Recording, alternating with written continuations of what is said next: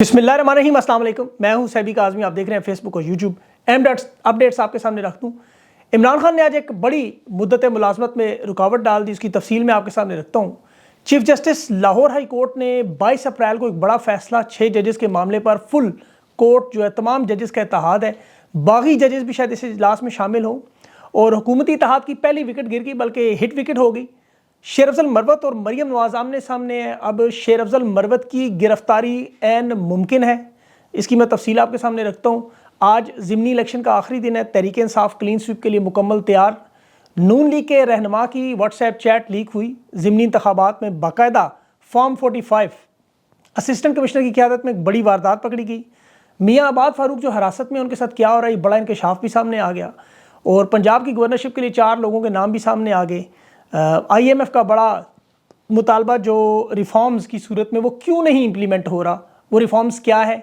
Parliament के इजलास के बाद जो बाकायदा जूतियाँ चोरी करने का मामला, स्पीकर 12 मेहमानों की जूतियाँ नहीं बचा सके, अंदाज़ा करें ज़रा। और सबसे पहले लेकिन इमरान खान और काजी फायज़ को जो ख़त लिखा गया इमरान खान की तरफ से, अदम एतमाद भी किया गया, और ये कहा गया कि केसेस मत सुने, इस ख़त का जवाब देकर बताएं कि आप एक्सटेंशन ले रहे हैं या नहीं। अब ये ख़त मंजर आम पे देखें, सोशल मीडिया और मीडिया के लोगों की मेरी दरख्वास्त होगी ज़्यादा से ज़्यादा इसे शेयर करें, क्योंकि ये खबर बड़ी अहम है। काजी साहब कहते थे मैं सोशल मीडिया नहीं देखता, ये ज़बान ज़द-ए-आम मामला होना चाहिए ताकि अपने मुंह से इकरार करें कि मैं तोसी नहीं ले रहा।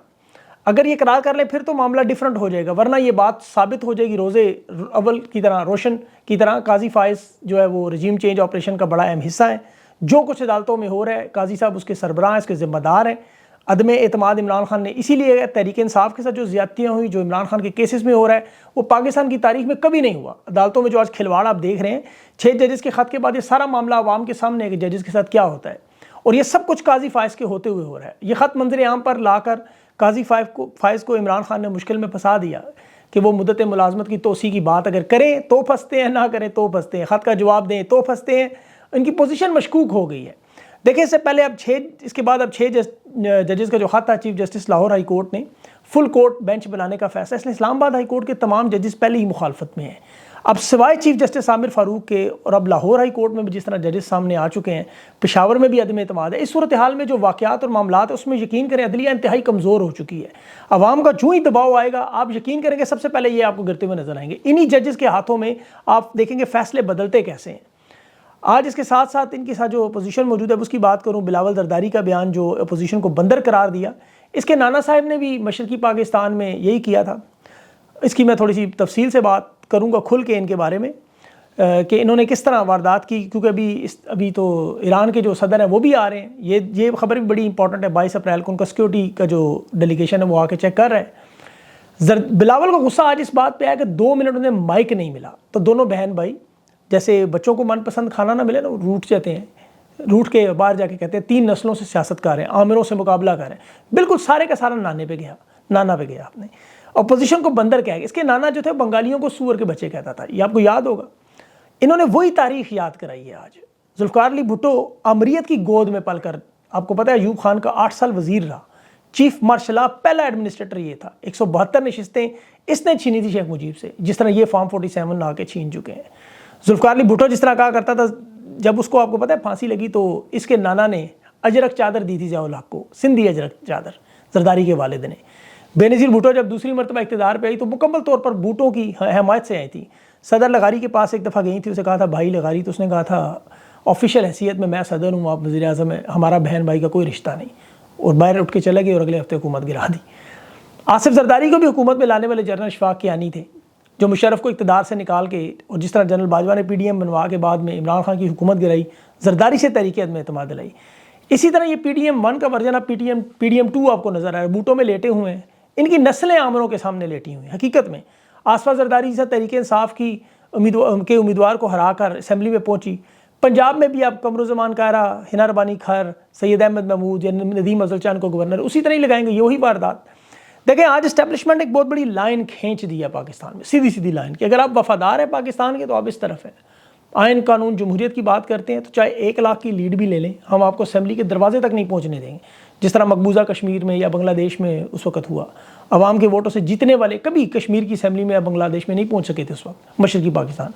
लेकिन अगर आप इनके वफादार हैं तो इलेक्शन आप चाहे हारे हो, ज़मानत भी जब्त हो, تو آپ کو MNA MPA سینیٹر یہ بنا دیں گے، مخصوص نشستیں چھین کے بنا دیں گے، اسحاق ڈار کی طرح ایئر فورس ون کے جہاز میں بٹھا کے لے آئیں گے، آپ کے تمام کیسز کھڑے معاف کروا دیں گے، تاحیات نہلیاں اڑا دیں گے، جس دن آپ پہ فرد جرم لگنی ہو اس دن آپ کو وزارت عظمیٰ میں وزیر اعظم بھی بنا دیں گے۔ اور حد تو حد دیکھیں، جب آپ سینیٹر نہیں تھا اسحاق ڈار تو اس کے ہاتھوں حلف بھی اٹھوا دیے دوسروں سے، پرانی تنخواہ 76 کروڑ بھی ادا کروا دی۔ یہ سب کچھ انگریز کے دور میں ہوتا، جب تحریک آزادی کے جو لوگ لڑتے تھے، جو انگریز کے وفادار تھے انہیں تو زمینیں ملتی تھی، سر کا ٹائٹل ملتا تھا، بہادر ملتے تھے، نواب ملتے تھے، لیکن تحریک آزادی کے وفاداروں کو پھانسیاں، قید، جیل، ان کے اہل خانہ کے ساتھ سختیاں۔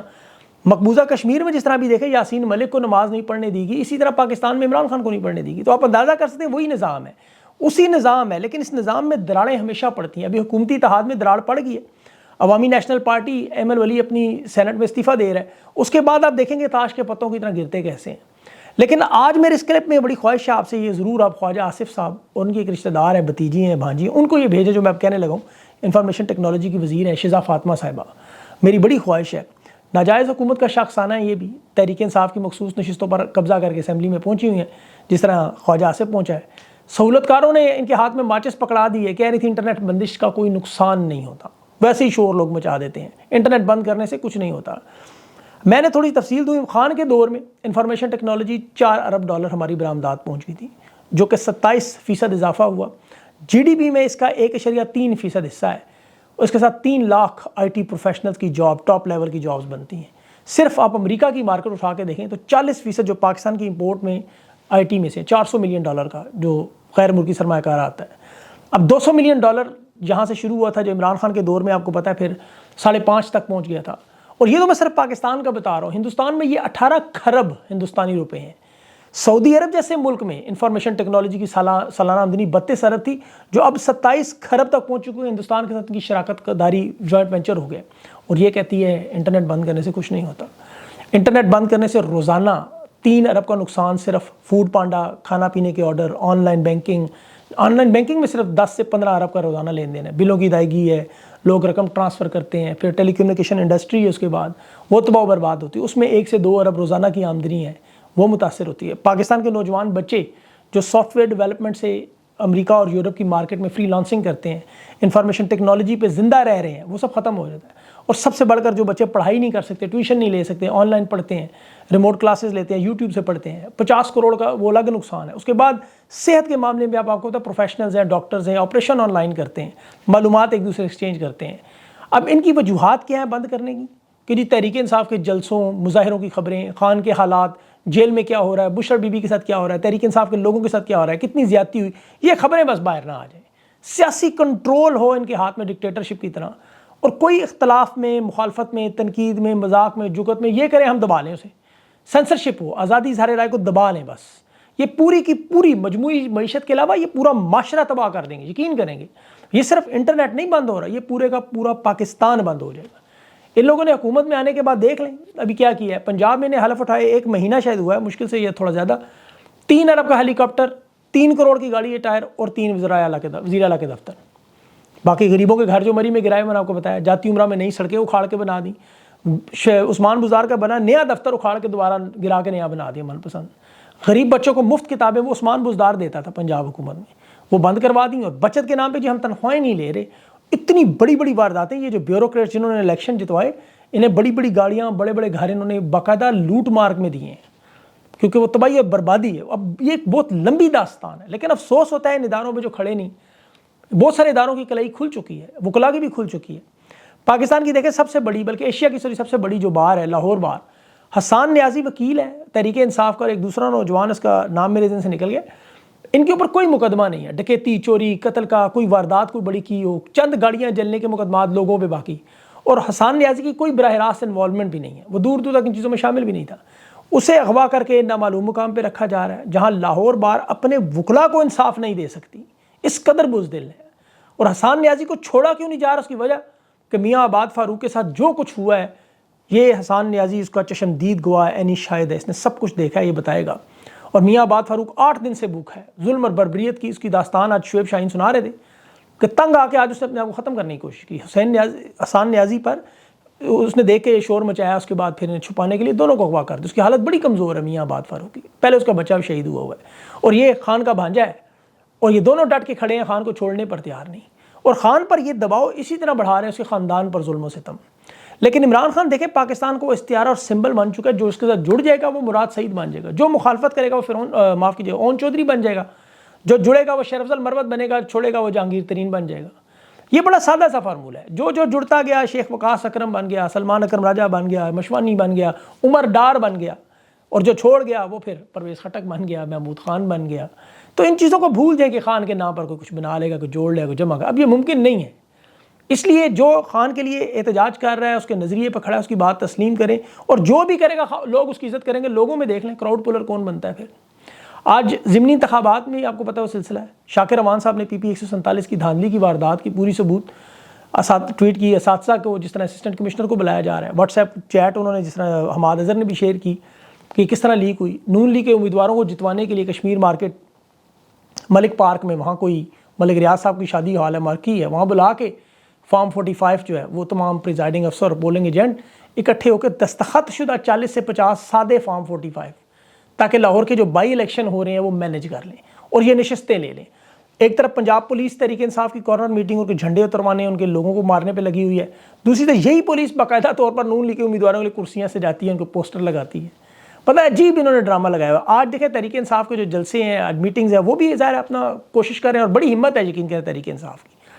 فیصل آباد میں پہلا جلسہ ہوگا، صاحبزادہ حامد رضا اور 6 جماعتوں کا اتحاد ہے، وہ تمام اراکین اسمبلی مل کے کریں گے۔ یہ 26 رکنی کمیٹی بنائی ہے انہوں نے حماد اظہر کی قیادت میں، اس میں اون عباس بپی ہیں، سمابی عطائر ہیں، کنول شوذب ہیں، ریحانہ ڈار ہیں، مہربانو قریشی ہیں، زرتاج گل ہے، شیخ وقاص ہیں، میاں اسلم اقبال ہے، سلمان اکرم راجہ ہیں، زبیر نیازی، شوکت بصرہ، یہ سارے لوگ ہیں، اور بھی بہت سارے ہیں۔ مریم نے آج اسی لیے پھر ساتھ ہی پنجاب کے نام پہ لیٹر بھی بھجوا دیا شیر افضل مروت کو، پریس کانفرنس نے کی۔ اب اس نے کہا تھا کہ میں دفعہ 144 کو نہیں مانتا، میں کروں گا، جلسہ روک سکتے تو روک لو۔ اب انہوں نے آج الیکشن کمیشن کے قانون کی خلاف ورزی پر 19 تاریخ کو 6:30 بجے ڈپٹی کمشنر کے دفتر حاضری پر بلا لیا شیر افضل مروت کو کہ تم نے دفعہ 144 کی خلاف ورزی کی ہے۔ اب مجھے لگتا ہے شیر افضل مروت کو گرفتار کریں گے۔ اب ڈر انہیں صرف اس بات کا، کیونکہ وہ اب کراؤڈ میں بہت، کل آپ نے دیکھا لاہور کے مناظر سارے پنجاب کے تلا گنگ کے۔ اب شیر افضل مروت کا بیان انہوں نے جب سنا دفعہ 144 کو نہیں مانتے، اور اس سے پہلے مریم نواز پر سپاری دینے کا بھی الزام لگایا، تو اب ظاہر ہے مریم نواز اور ان کے درمیان اختلافات بڑھیں گے۔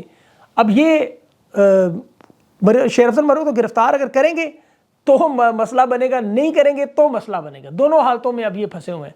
تو شیر افضل مروت کی اگر گرفتاری ہوتی ہے، جو میرے خیال میں جس طرح ابھی شندانہ کی کل پیشی تھی کورٹ میں مریم نواز کے بارے میں بیان دینے پر، آپ کو پتہ ہے مریم نواز کی توہین پاکستان میں ایک باقاعدہ جرم بن چکا ہے۔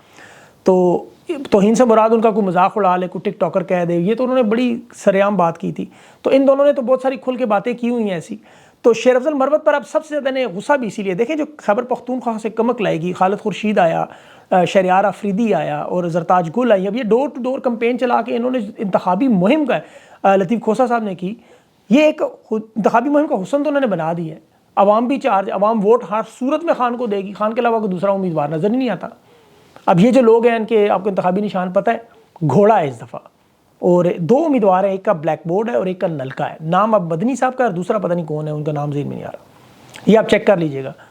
اب لوگ ظاہر ہے انہیں ہی ووٹ دیں گے، اب انہیں ووٹ روکنے کے لیے ساری کوشش کی جا رہی ہے، اور اس کے ساتھ وہ ایرانی صدر کی، وہ شاید میں نے خبر آپ کو پہلے بتا دی ہے، ان کی سیکورٹی کا وفد آ رہا ہے، اور میرے خیال میں کہ جوتیاں ہی بچا لیں تو بڑی بات ہے، یہی کافی ہو جائے گا انشاءاللہ۔ اگلے انٹرویو میں جمشید دستی صاحب میرے ساتھ موجود ہوں گے۔ دستی صاحب کو آج بین کیا گیا ہے، جمشید دستی آپ کو پتہ ہے میرے ہیں بھی بڑے فیورٹ، تو ان کا انٹرویو آپ نے ضرور چیک کرنا ہے۔ اپنا خیال رکھیں، مجھے اجازت دیں، اللہ حافظ۔